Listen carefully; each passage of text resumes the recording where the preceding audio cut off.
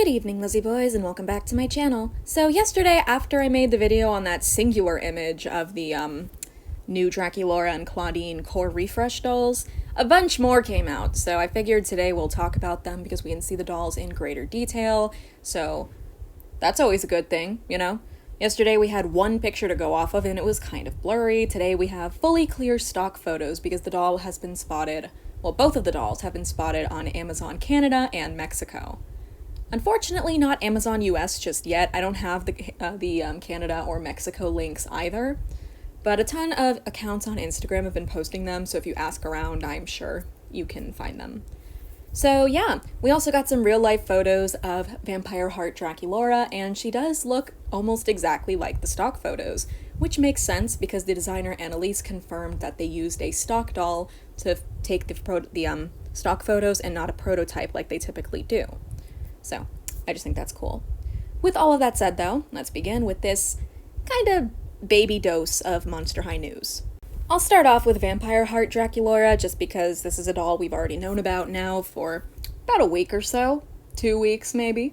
So the photos of this doll here, specifically, come from Amazon in Amazon Warehouse. An employee was lucky enough to stumble across her and took a bunch of pictures for us. So the fact that she's floating around in the Amazon warehouse means, for people who are able to order her at least, she will very soon be able to be shipped out and stuff, you know? If that makes sense. Sorry, I just got distracted because a random AirPods device just connected to my camera while I'm filming. Let me figure that out. Back to what I was saying, this is the back of the box. We finally got to see photos of it.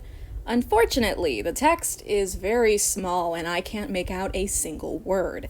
But I'm assuming all 4 of the descriptions are the same thing, but written in 4 different languages, one being English, the second most likely being Spanish, and then I'm not sure what the other 2 might be. I think one of them is usually like French. I don't know. I think I could be wrong. But yeah, so this is the back of her box. It seems to actually use a prototype doll there. I don't know. But it is just slightly disappointing that they didn't use artwork. Like, you guys have Darko.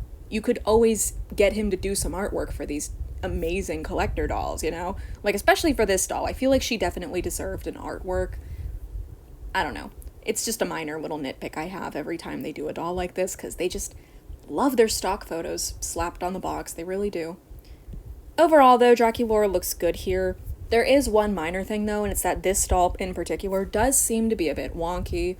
Similar to the issues that Haute Couture Draculaura came with, because it's basically the same screening, just with darker makeup. She seems to have an issue with the eyelash placement, which just seems to be something Mattel struggles with in general. I don't know why they struggle so hard to control the quality on the rooted eyelashes, but if you zoom in on this photo, I couldn't get a higher quality one to do it, but she does seem to have the lashes rooted into the white of her eye. So, definitely a very unfortunate issue for the price this doll costs, but hopefully it's not that prevalent and this one was just part of like a bad singular doll or something, I don't know. On to the core refresh dolls though, Draculaura and Clawdeen. They're now in higher quality, and I have to say it's definitely very nice to see the dolls in higher quality like this. Yesterday I was struggling to make out details, like I mistook the Count Fabulous little box thing she has for being a bag, but it's actually a bento box. I couldn't tell. It just kind of looked like a little purse to me, so I was like, oh, she's got a little Count Fabulous purse, that's cute. But no, it's a bento box. So we have close-ups of their faces, which this picture looks so familiar. I'm pretty sure they gave Clawdeen's original basic doll for G3 a very similar angle to this one, and that's what I'm getting it confused with, but I swear I feel like I've seen this exact image before. So seeing Draculaura up close, it becomes a little bit... I wanted to say it was clear, but honestly I can't tell if the pink part of her shirt is sewn on or a separate piece.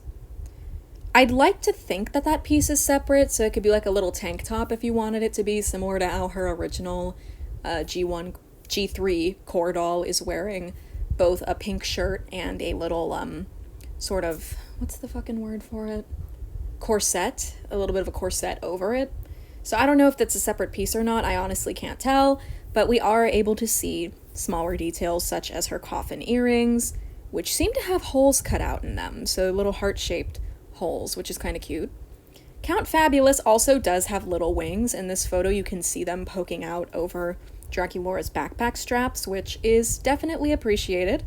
A lot of you guys told me in my last video's comments that for some reason, for some ungodly reason, Count Fabulous can shapeshift between a bat and a cat, and somehow that's supposed to be symbolism for Draculaura being both a vampire and a witch.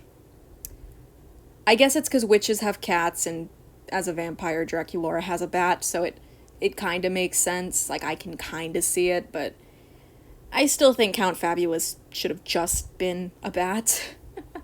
I don't like how they felt the need to sort of make Count Fabulous be two animals. I do think that's just a bit odd, but what do I know? What do I knows? Because, I'm sorry, I just thought of the Curtis Connor video where he makes that joke a bunch. So, upon this image coming out, it does look like Clawdeen has the same baby hairs as before, the same edges, which I will admit is another slightly unfortunate thing. I was hoping that she would get just like a new design for them. I don't know what that... I don't know, I just was hoping that they'd be laid differently because she's had the same edges on all of her dolls, and at this point, it is getting slightly repetitive. It would be nice to see them switch it up. Clawdeen is probably one of the characters they seem most willing to, like, change the makeup of. I feel like...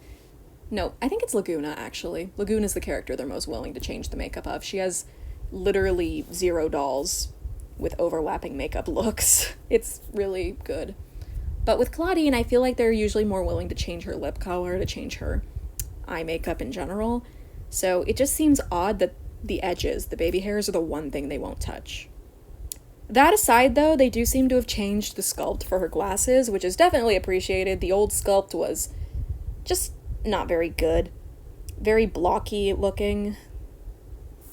These ones seem more rounded, if that makes sense, you know? Like, I don't know, they look slightly different to me. Maybe I'm imagining it, I don't know. So we got this hind view of Draculaura as well, where we get a better look at her hat, and it does seem to be show accurate, which is pretty nice, because that was one of the things that people definitely wanted most out of a Draculaura doll, and then it was just slightly disappointing when her doll came with that fuck-ass headband. So it's very appreciated that she finally got it on a doll.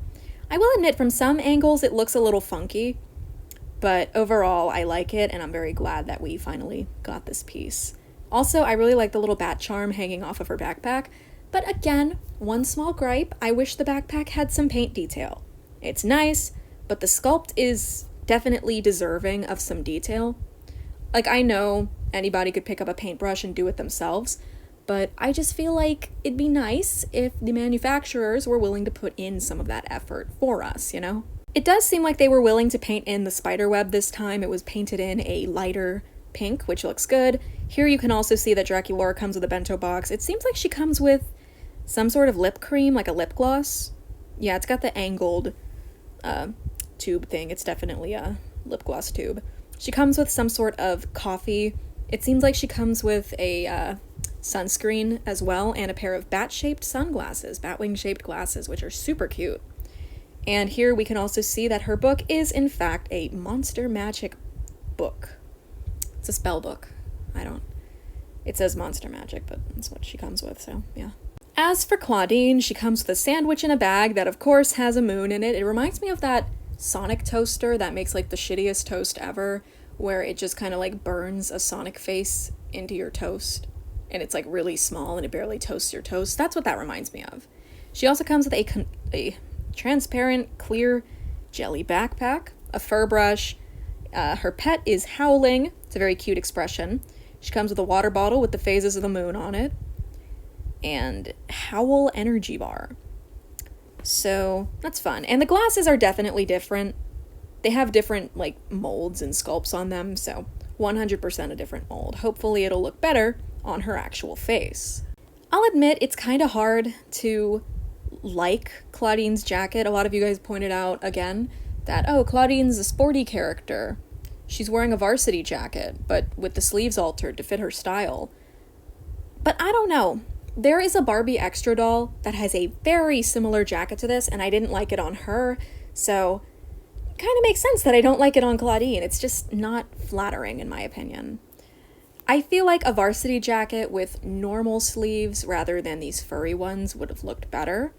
But again, maybe it'll look better in real life. The dolls' faces seem to be pretty finalized. Like, I don't think they're going to change at all, because it's not like the original G3 core dolls where they had prototype faces that look totally different from the final result.